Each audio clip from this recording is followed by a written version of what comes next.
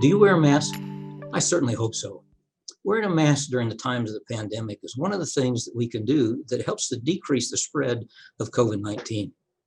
A mask or face covering serves two purposes.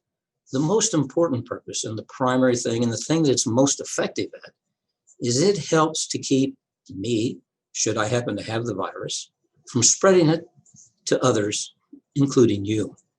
Also, some of the masks will help to protect the wearer whenever they're in contact with other people who have COVID-19 and don't know it. They can be spreading the virus and don't know that they have it.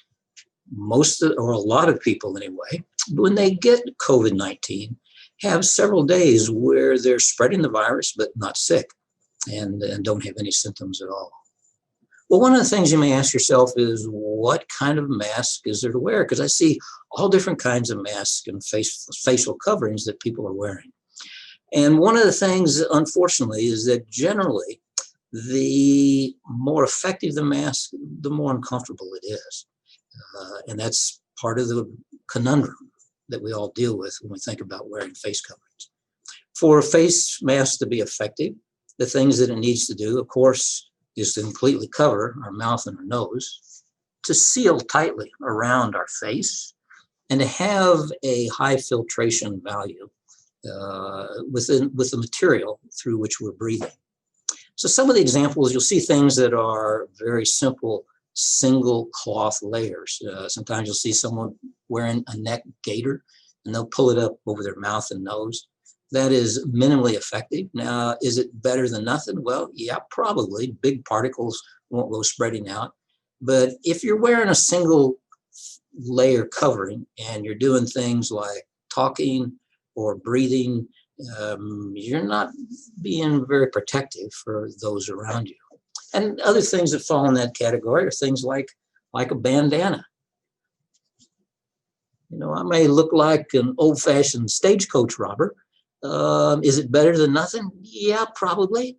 But again, it's only two simple cotton layers and not very effective. There are other types of cloth masks that are available, and this is one. I like this one because it matches my tie. This has two layers, and then it also has a pocket inside of it where you can put another layer in, so then it becomes three layers.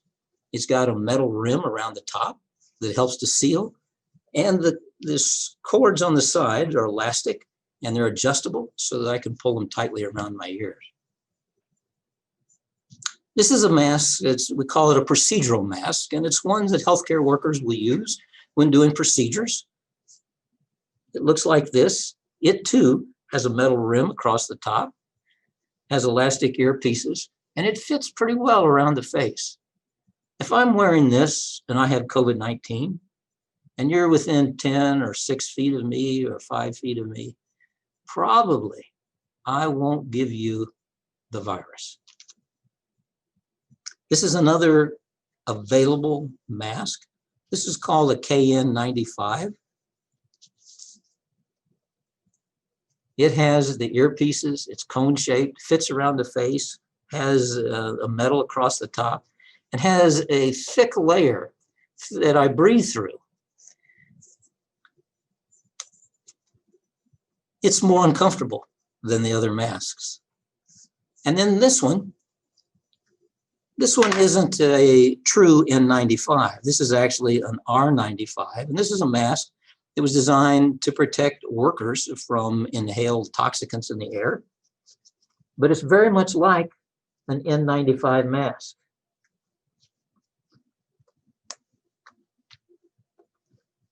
I don't want to use an N95 mask for this because I want to save that for the people that are taking care of patients and are there at the bedside. But this R95 mask is thick.